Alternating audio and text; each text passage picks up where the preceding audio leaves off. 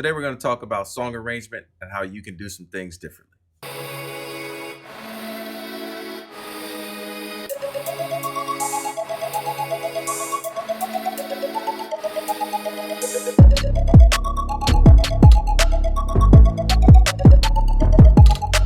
Today we're working in Logic Pro, and first I want to thank you for coming by to check me out.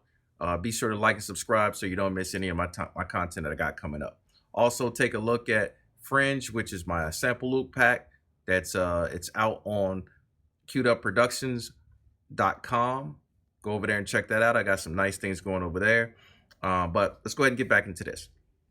All right, so basically song arrangement is what we're going to be talking about today.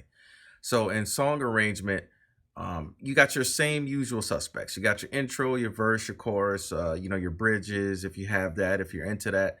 And then it goes back to your chorus, and then you have an outro. Now, in hip-hop, you got a couple different ways that things can be arranged. And really, in hip-hop, you can kind of do your own thing, do whatever you want. This is just some ways that that I like to do it. And, feel free to shop around and see what fits you. One of the biggest things that you have to look at, though, when you're trying to set yourself apart, you're trying to be different, but not too far outside the box where people are, like it's really strange and people not sure where you're going with it. Is to come up with some type of roadmap of what you're gonna do. You always want to have some variation, of course. When you do your verse, say in your verse, you want to make sure that you have things coming in, things going out. Some little ear candy here and there, maybe some, vocal runs or whatever, if you're working with a singer, all that type of stuff. And then in the chorus, what I like to do, if you look in this particular section that I have here right in the center, I believe in a chorus A and chorus B. So the first half of the chorus, I'll have some things going on. The second half of the chorus, I may bring in a new instrument, just to add some extra flavor to it. And the same thing goes for when you're working with verses. Verses, try to be different in the second verse than you were in the first verse. A lot of simple things to do is just make a bridge. And all the bridge is you keep a couple of the same instruments, but you give it a different type of feel. So I'll just give you a little play. Let's kind of hear what I got going on. The intro is, I guess, standard intro. It's going to be kind of loud. It's not mixed at all. Just please bear with me.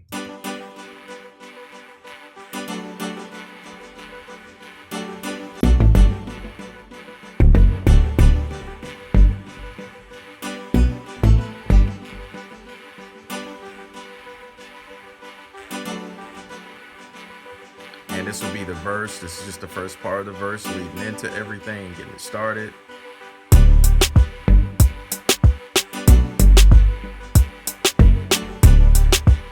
Okay, and then that repeats. Then it goes back to this, and then it goes into the hook. And this is the first hook A, I guess you could call it.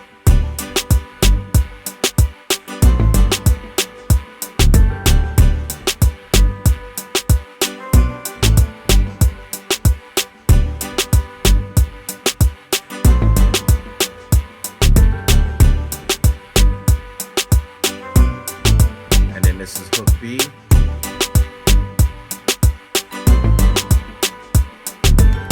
And always remember, simple is better. So all I really did was just take the first part, these keys that I have here. All I did was take it, double it, put it in the upper register, and then, to give it a little bit more height to it, I'll leave that maybe turned up a little bit more than the other one, just to show the energy level change. Just remember, energy level is key in music.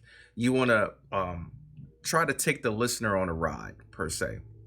You don't want it to be something simple, something standard and predictable, right? You want to throw some things in there that are different. So in this chorus, that's what that part does. And then if we go to the second verse, I still have the same thing here. I still have the same thing there. And I'll probably go in and change that a little bit later. But from here, going into the next chorus, this is where it changes.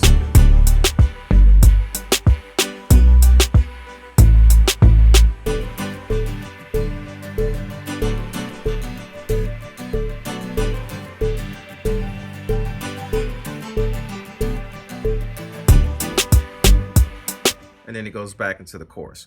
So basically what we're getting at is we want to add some spice to your arrangements. One thing that Studio One does, as well as Logic Pro, and I'm sure some of the other ones do it as well. But when you make markers or you make these arrangement pieces, right? If I click on uh, this chorus here, and I click in and I hold Option, I can take that, and if I move it over here as in a copy, it moves everything with it, which is what I like. So if for some reason, oops, well, we can just delete that.